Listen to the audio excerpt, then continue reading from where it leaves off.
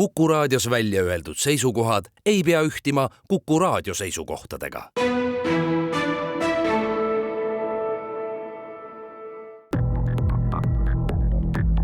Krimiraadio. Tere taas, on teisipäev, kell on 1:07 ja eetris on Krimiraadio. Stuudios, nagu ikka, on ajakirjanikud Raul Ranne ja Karel Reisenbuk. Tänases saates on 2 teemat. Saate teises pooles ootame stuudiosse Lääne-Harju politseijaoskonna menetlustalituse juhi Raigo Prantsi. Jututeemaks on noored, kellele meeldib ühistranspordis vandaalitseda ja me siin püüame aru saada, mida sääraste poolearuliste mürakarudega ette võtta. Aga esmalt võtame ette suve lõpus ühiskonda vapustanud tapmisloo. Nüüd siis on uurimine jõudnud nii kaugele, et prokuratuur esitas süüdistuse 16-aastasele ja 15-aastasele noormehele 59-aastase Hugo tahtlikus tapmises, mis pandi toime eriti piinaval ja julmal viisil. Juhtunu leidis aset suve lõpus Pärnumaal Tammiste külas ning sellest paraku levisid videod ka sotsiaalmeedias. Stuudios on menetluse taustast rääkimas Lääne ringkonna prokurör Toomas Koitmäe. Tere tulemast Krimiraadiosse. Tere päevast. No, süüdistus sai kokku ja kohtusse ikkagi muljet avaldava kiirusega. Selleks kulus sisuliselt ainult kuu aega. Kas uurimise mõttes oli tegemist nii-öelda sellise mustvalge juhtumiga, kus tõendid olid ilmselged või oli siin oma osa ka sellisel ühiskondlikul survel? Esmalt jah, et see uurimine laias laastus ju kestis kuu aega ja sellist tüüpi asjade puhul on tegemist ikkagi märkimisväärse kiirusega ja siin tuleb tunnustada uurijaid Pärnu politseijaoskonnast, aga tegelikult eksperte üle Eesti, kes selle kriminaalasja kiiresse lahendamisse panustasid, et see asi meil purki saaks. Ühtpidi alaealiste puhul on ju see ootus juba seadusandja poolt meile ette antud ja sisse kirjutatud, et uurimine peab kiiresti toimetama. Teistpidi ei saa lasta sellel kiirusel ju kuidagi kvaliteeti mõjutada ja mulle tundub, et me selle tasakaalu otsimisega saime päris kenasti hakkama. Aga nüüd, mis puudutab selles küsimuse teist poolt, seda mustvalget olukorda, et siis tegelikult igal sellise kriminaalasja uurimisel on ju erinevad faasid ja etapid, et esimesed tunnid seal sündmuskohal on alati eesmärgiga võimalikult kiiresti need nimed taha saada, nii-öelda kuumadel jälgedel tegutsemine, et esimesed 48 tundi, et see ei ole ilmaasjata öeldud, et need on määrava tähtsusega. Ja sellel perioodil ju midagi ilmselget veel ei ole ja küsimusi on palju ja ressurssi tuleb panustada palju ja need esmased tõendid tuleb kokku saada.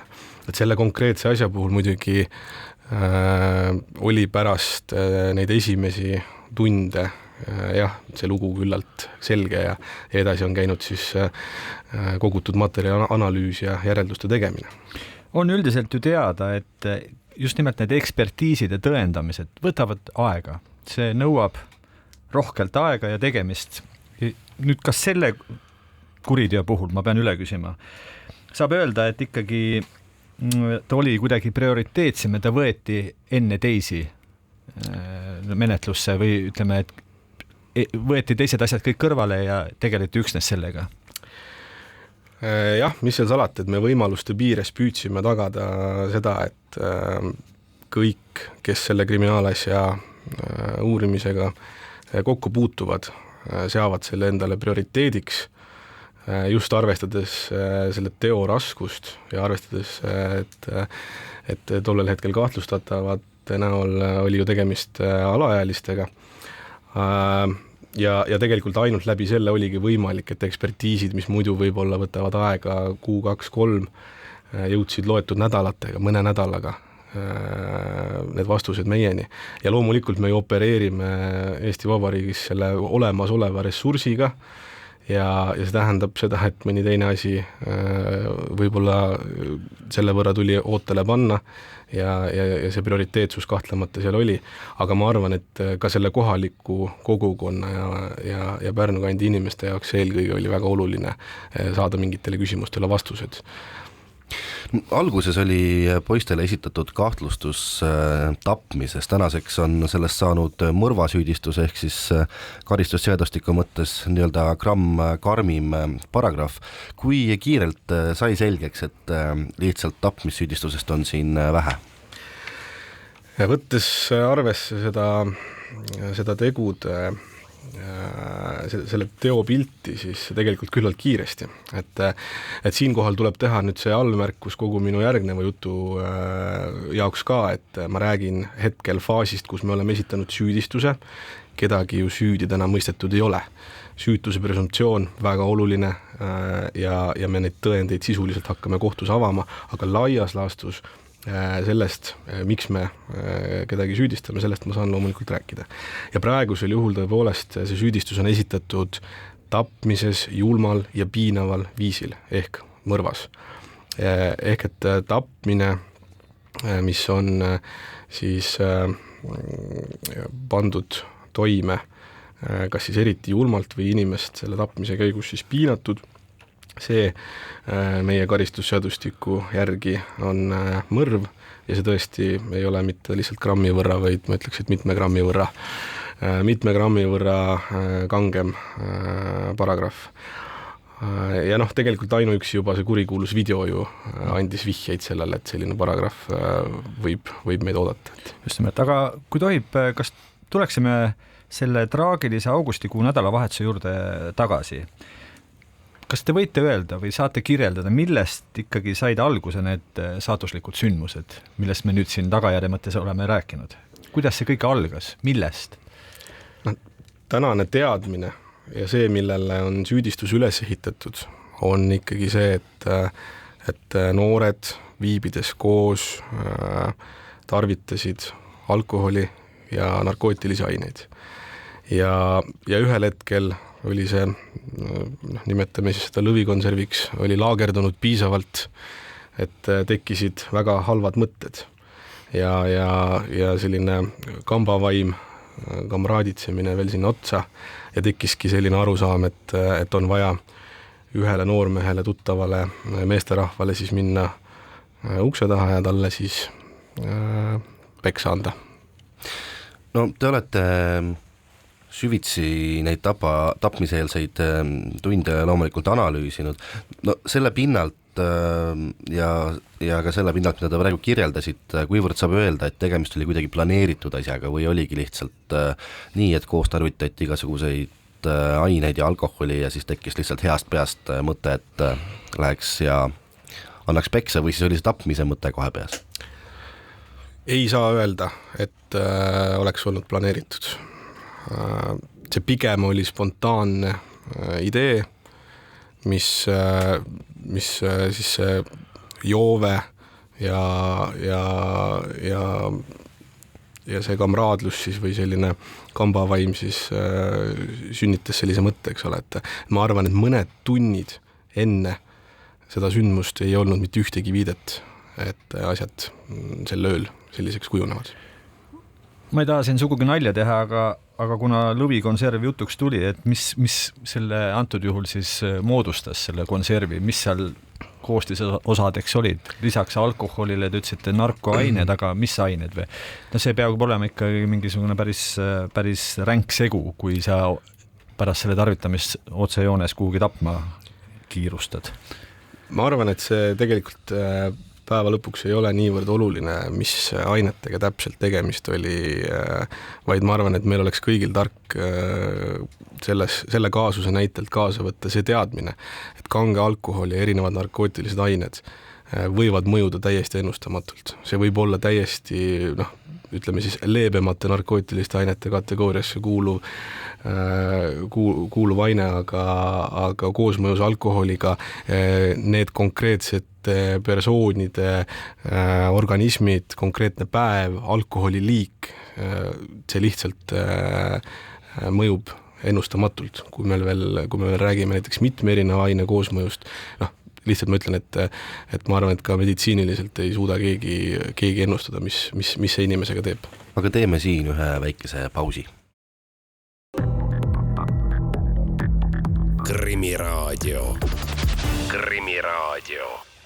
Krimiraadio jätkub ja stuudios on jätkuvalt Raul Ranne ja Karel Reisenbuk. Tänase saate esimeseks teemaks on suve lõpus ühiskonda vapustanud lugu, kui Pärnumaal tapsid 2 alaealist eriti julmal ja piinaval viisil 59-aastase mehe. Stuudios on menetluse taustast rääkimas Lääne ringkonna prokurör Toomas Koitmäe. Eelmise osa lõpus me jäime pooleli sinna, et sellise nii-öelda alkoholi ja narkootikumini kokteili mõjul siis tekkis poistel ühel hetkel mõte minna ja anda sellele 59-aastasele mehele peksa.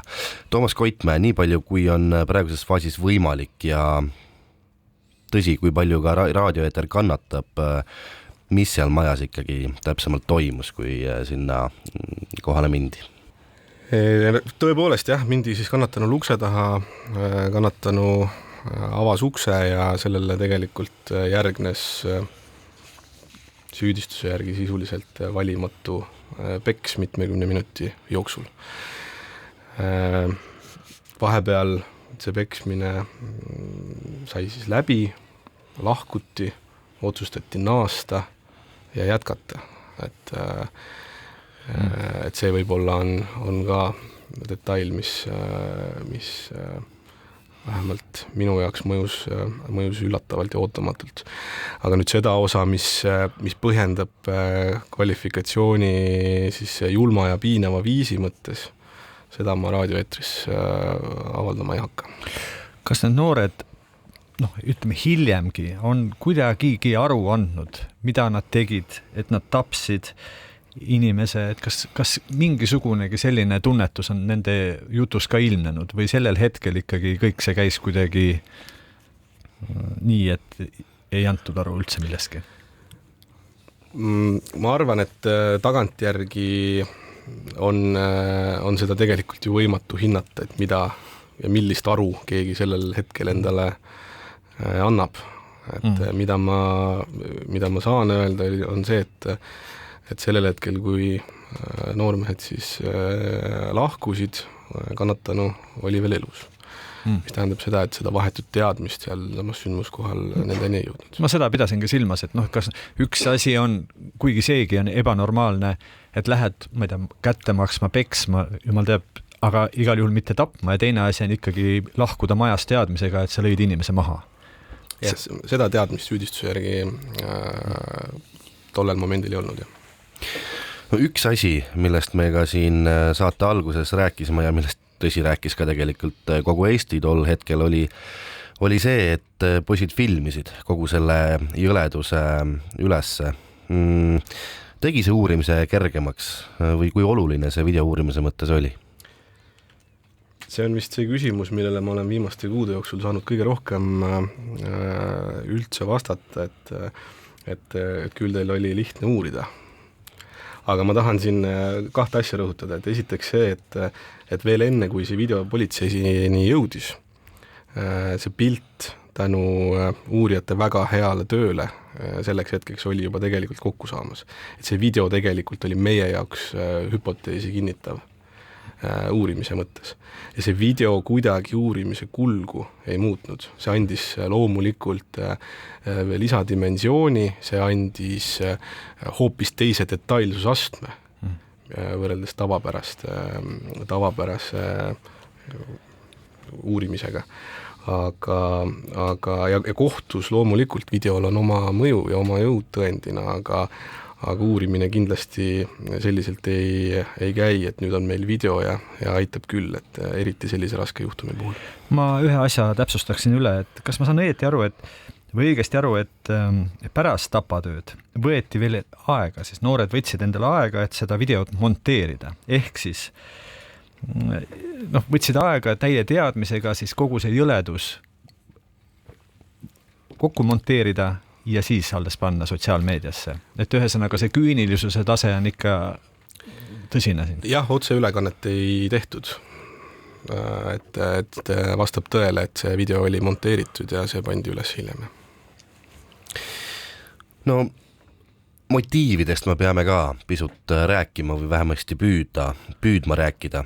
Siin on vihjatud korduvalt, et mindi kuidagi, ma ei tea, kätte maksma selle eest, mida siis ohver väidetavalt kunagi teinud oli. Kas miski selles uurimises viitab sellele, et neil oli olnud mingi varasem omavaheline konflikt?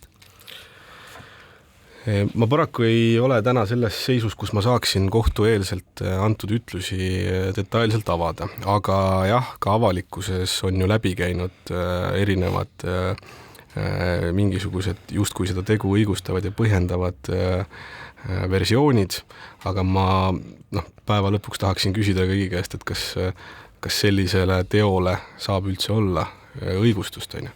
Aga kohtueelses menetluses mitte ükski avalikkusest läbi käinud kättemaksu põhjus ei ole kinnitust leidnud. Kannatanu oli karistamata, ei olnud ka, ma olen kuulnud seda versiooni, et on õigeks mõistetud mingit asjadest, sellist asja samuti ei ole olnud.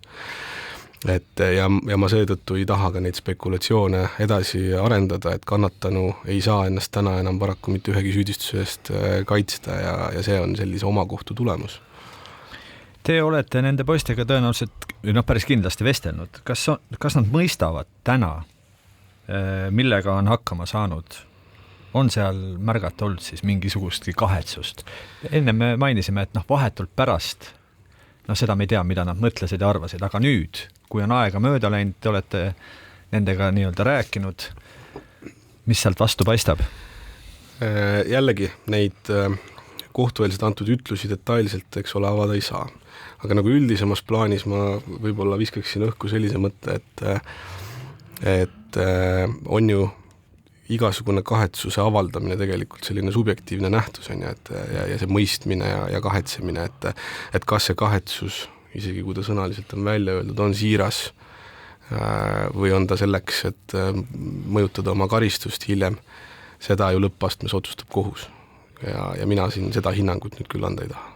Isegi tunnetuslikult mitte, et lõpuks ometi jõudis ka midagi kohale, et sellised asju te ikkagi öelda ei taha, ei saa? Ei, ma ei taha seda praegu avada rohkem. Ma tulen korraks selle video juurde tagasi. Ei ole väga tavapärane, et ikkagi ütleme siis mõrvarite poolt, küll veel süüdi mõistmata mõrvarite poolt kõik detailselt üles filmitakse. Te olete vist varasemalt öelnud, et mitte midagi positiivset selles videos tegelikult ju ei ole. Jään 100% oma sõnade juurde. Mitte midagi positiivset sellises videos ei ole. Et iga üks, kes sellist videot tagantjärgi on kas või uudishimust vaadanud või vaatab, peaks korra mõtlema selle peale, et mida teie tunneksite, kui teie lähedane oleks see kannatanu.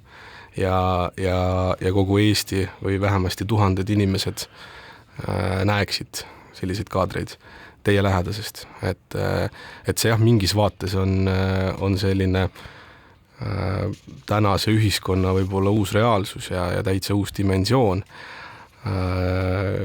ühe kuriteo puhul, aga õnneks raskeid kuritegusid Eestis täna pannakse toime sedavõrd vähe, et siin mingisugust trendi või midagi taolist, et meil puudub valim selleks, et seda nagu öelda. Pärast seda juhtumit on meedias palju otsitud süüdlasi nii-öelda kolmandate osapoolte seast, et kusagil on keegi, kes oleks juba varem pidanud märkama, oleks pidanud varem midagi tegema ja et noormehed oleks tulnud juba varem vastutusele võtta. Te olete nende tausta kindlasti uurinud, nende noormeeste tausta ja öelge, kas olid mingisugused hetked nende elus, kus oleks võinud sekkuda ja oleks see kuritegu jäänud olemata võib-olla? Jah, selles mõttes, et mõlemal noormehel oli politseiga varasemaid kokkupuuteid ja mõlemad noormeest on püütud erinevatel viisidel mõjutada. Aga sellest hoolimata ma väidan, et sellist tegu ette ennustada ei olnud võimalik. Et see jutt, mida me täna räägime, et keegi oleks pidanud tegema kuskil midagi teistmoodi, see on tagantjärele tarkus, sellel hetkel kas või paar päeva enne sellise sündmuse toimumist ei oleks selle tausta ja selle käitumise pealt nad eristunud mitte mingil moel. Sellisest, ütleme siis keskmisest, kraadest, on ju, kes on mõned korrad siis pahuksisse mõne asjaga siin läinud, on ju. Aga otsida seda süüdlast kuskilt kolmandast kohast, et ma ei tea, kas see on eestlaslik või kuidas seda nagu nimetada, aga et me hirmsasti tahaksime, et kas kool või kohalik omavalitsus, lapsevanem, sotsiaalsüsteem, õigussüsteem, kuskil on mingisugune viga tehtud. Ma täna ei näe seda viga. Et ma esitaksin siin selle küsimuse vastu võib-olla või sellise natukene provokatiivse mõtte, et ma olen kuulnud seda juttu palju, et miks juba ei olnud varem vangi pandud, kui on pahandust teinud, on ju varem ka. Et ma küsiks vastu, et kas teie lapsevanemana tahaksite, et teie näiteks koolikakluses osalenud laps kohe automaatselt viiakse vangasse. Et selles mõttes see tase ei olnud midagi sellist märkimisväärset ja eristuvat, mis oleks sundinud jõuliselt tegutsema. Et täna loomulikult tuleb jõuliselt tegutseda ja tänase teadmise järgi tuleb kasutada kõiki vahendeid, mis meil on, et selle kuriteo eest õiglane karistus saabuks. Aga sellega tõmbame sellele teemale joone alla. Lääne ringkonna prokurör Toomas Koitmäe, aitäh täna Krimi raadiosse tulemast. Meie teeme siin väikese pausi ja oleme peagi uue teemaga tagasi. Krimiraadio. Krimiraadio. Krimiraadio jätkub, stuudios on saatejuhid Raul Ranne ja Karel Reisenbuk. Meiega on nüüd ühinenud Lääne-Harju politseijaoskonna menetlustalituse juht Raigo Prants. Nimelt on viimastel nädalatel Tallinna ühistranspordis sagenenud noorte grupiviisiline vandalism ja avaliku korra rikkumised. Mida selliste tüüpidega ette võtta, et bussist trammis oleks võimalik sõita? Raigo Prants, ma täpsustan üle, et kas tõesti ongi nii, et sellel sügisel on iseäranis palju neid juhtumeid, kus noored vandaalitsejad on siis lõhkunud bussi või trammi või trolli sisemuse? Kuidagi on see sügis alanud politsei jaoks vähemasti Põhjaprefektuuri vaates tõesti selliselt, et ühistranspordid on kohe sügishooaja alguses meil pildis. Seda puhku küll niipidi, et alaealised ja noored on siis need, kes kokku käivad selle mureliku pildiga, sõidetakse seal küll ees ja taga välispindadel, solvatakse ühel või teisel kujul, on siis žestiga või sõnaga trammijuhte ja loomulikult on ka mingisugust infot selle kohta, et tõepoolest on seal sees siis kas ära võetud või lõhutud sisustust ja eeskätt räägitakse siin just tulekustutitest eeskätt. Ma pean tunnistama, et viimastel aastatel lausa ma ei ole kuulnud, et nüüd nii palju oleks neid juhtumeid, et lausa peaks meedias sellest palju kirjutama ja et politsei peaks väga nüüd avalikult kohe sekkuma ja sellest rääkima. Milles see on tingitud, et nüüd sel sügisel äkki on mingisugune epideemia lahti, kui nüüd rääkida jälle nendest vandaalitsemistest? Ega ei oskagi päris täpselt ju sinna hetkeseisuga näppu peale panna. Saame öelda seda, et politsei vähemasti Põhjaprefektuuri vaates teab täna 3 kuu vältel, ütleme siis august, september, oktoober, iga kuu keskeltläbi 8-10 teadet, kus sellised asju on juhtunud. Mis selle taga on? Seda seletab praegu välja ka menetluseks, et me oleme valdav enamusi neid noori juba ära tuvastanud tänaseks. Politsei on läbi kooli nendega ühendust loonud, kindlasti kaasatakse sinna ka vanemad, ehk siis mis tegelikult selle tagamaa on, selgub selle menetluse käigus. Mis see suurusjärk on, kui palju neid noori on? No täna me teame, et keskeltläbi me räägime 2 eraldiseisvast grupist ja kuskilt maalt nende gruppide suurus on kuni 15 noort. Siin Tallinna linnatransport on osutanud, et peamised vahejuhtumid leiavad aset millegipärast Balti jaama ja Kopli vahelisel liinil. On see nii? No praegu me võime nagu kinnitada tõesti, et see on see põhiline marsruut, mis kõige rohkem peavalu valmistab ja seda eeskätt võib-olla sellepärast, et antud marsruudile jäävad ka väga suured koolid, kus on väga palju õpilasi korraga. mida on lõhutud, kuidas on lõhutud, on teil mõned näited, et iseloomustada seda, et kuidas näeb välja ühe bussi või trammi vaguni sisemus, kui see gäng on siis sealt üle käinud ja oma teod siis ära teinud. Ausalt öeldes tänase seisuga ei ole TLT veel meile oma süüteoteadet saatnud või siis ta ei ole meile veel kohale jõudnud, ehk siis dokumendihaldus on mõningase viitega, küll aga kui lähtuda nüüd sellest, mida avalikus meedias on kirjeldatud, siis eeskätt on murekoht ikkagi see, kus mingitel juhtudel on lastud gaasi trammi sisemusse ja teisel juhul on siis see, kus meil on võetud kaasa reaalselt tulekustuti ja lastud see koha peal ka tühjaks. Need on hetkel need varalised kahjud, mida me saame nii-öelda meediaväljaannete läbi siis, et välja tuua. Nii et me ei saa hetkel ka rääkida, kui suured on kahjud. Tegelikult me ei saa täna öelda, kui suured on kahjud, et see selgub, võib-olla seda oskabki kõige paremini kommenteerida TLT täna ise. No Tallinna linnatransport koostöös munitsipaalpolitsei ning politsei ja piirivalveametiga tänavatele ning ühistransporti, ma ei tea, kas on pandud täiendavad jõud praegu kuidagi seda asja seal lahendama või on silm kuidagi rohkem peal? Hetkeseisuga kindlasti on kõikide nende 3 osapoole koostöös natukene rohkem see silm peal. Meil on ka lähiajal tulemas üks suurem ümarlaud, kus me arutame läbi põhilised võtmeküsimused, kuidas me veel paremini saaksime siis antud probleemile tähelepanu osutada ja võib-olla ka siis avalikus ruumis muuta ennast nähtavamaks, olles siis nii-öelda ennetusena juba olemas, me teame noored, millega te tegelete, me hoiame teil pilku peal ja teisest küljest, kui ikkagi tõepoolest me märkame häirivaid tegevusi, siis me kindlasti ka sekkume. Mida, just nimelt, kui sekkuda, et mida munitsipaalpolitsei või siis politsei üleüldse teha saab sellisel juhul, mismoodi ta sekkuda saab?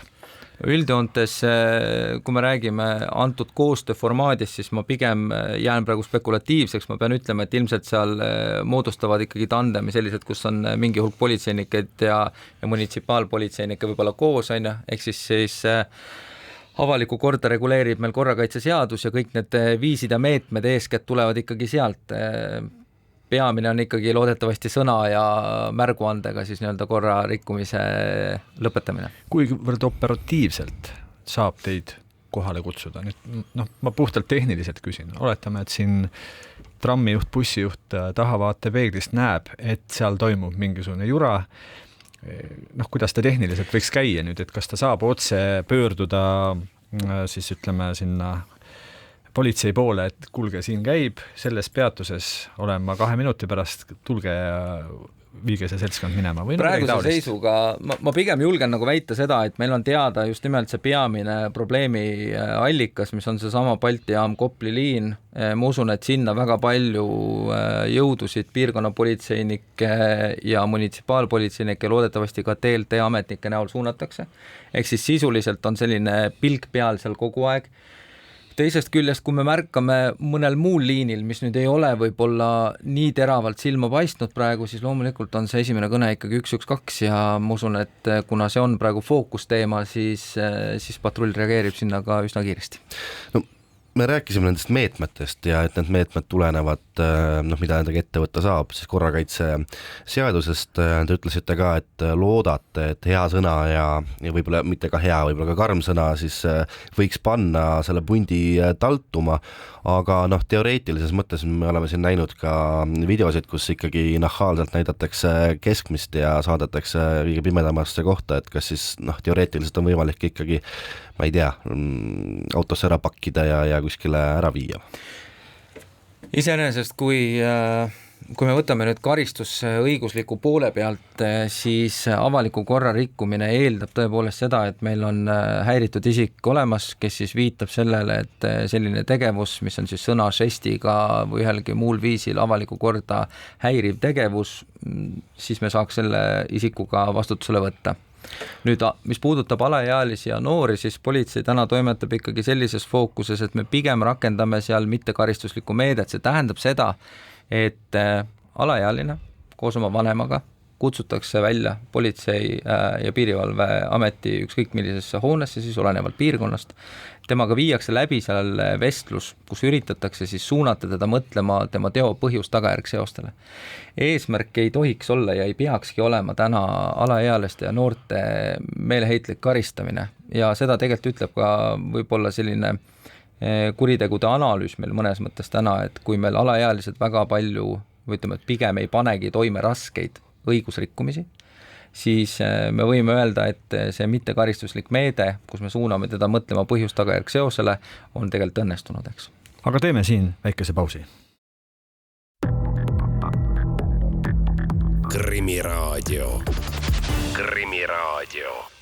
Krimiraadio jätkub, stuudios on saatejuhid Raul Ranne ja Karel Reisenbuk. Meiega on Lääne-Harju politseijaoskonna menetlustalituse juht Raigo Prants ning räägime busside ja busside ees ja trammide ees vandaalitsevatest noortest. Mida siis ikkagi sellistega ette võtta?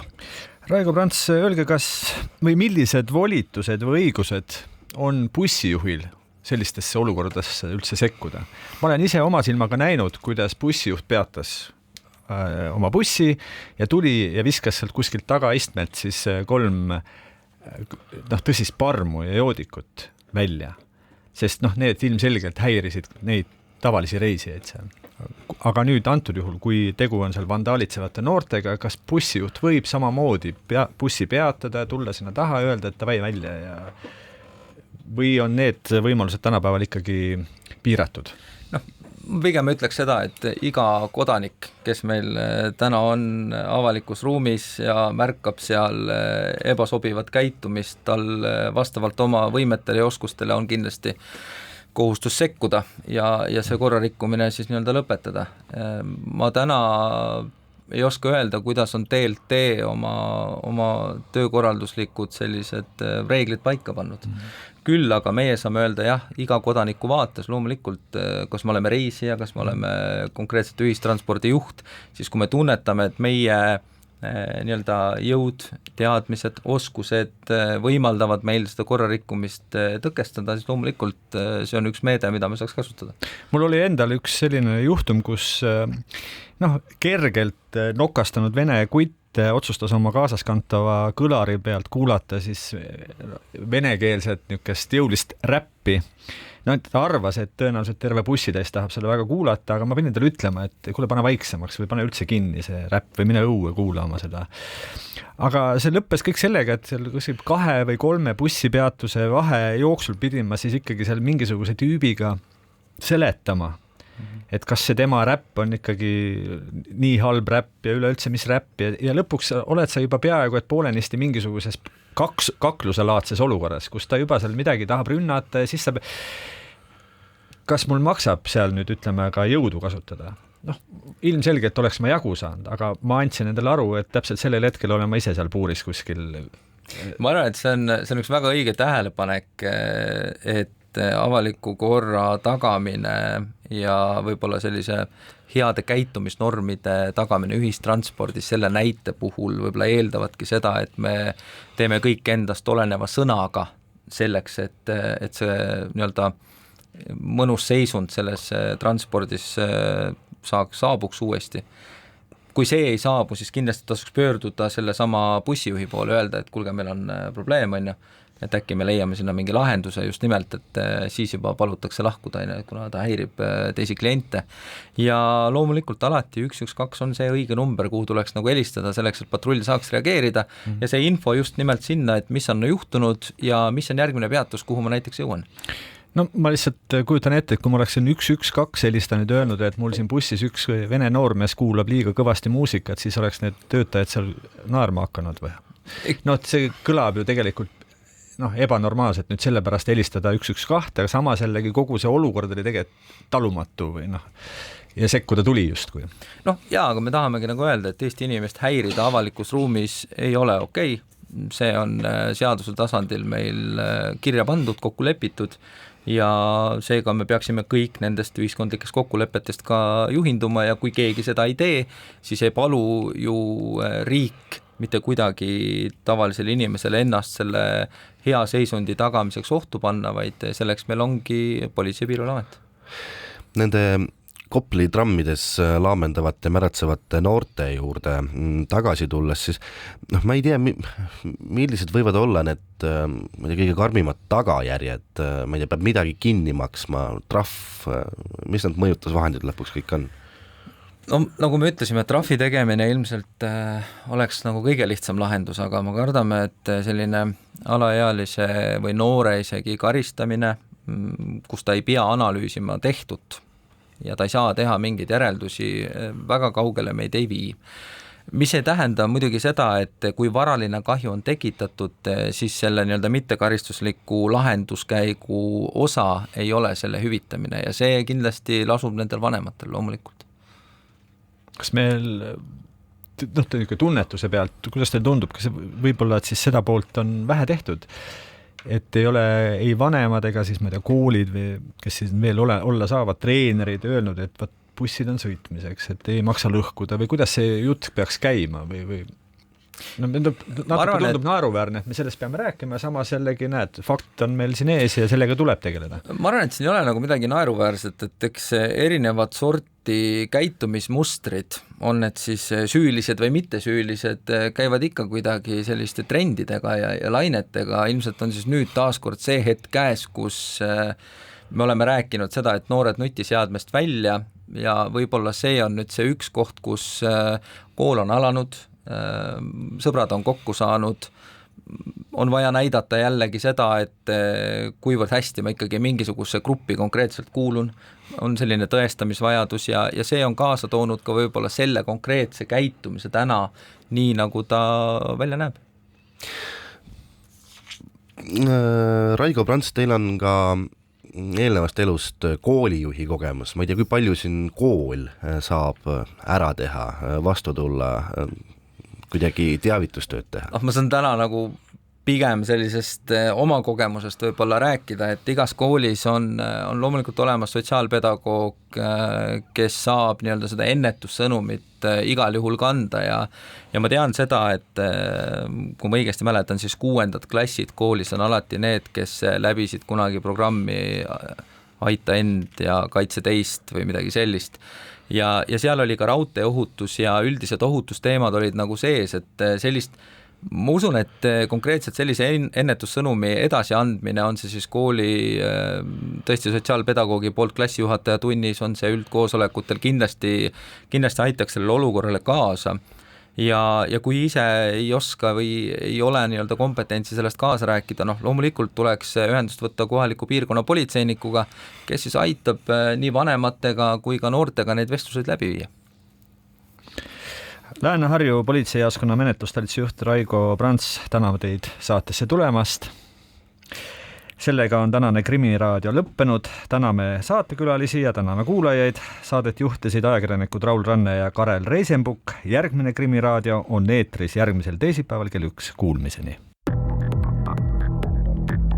Krimiraadio. Krimiraadio.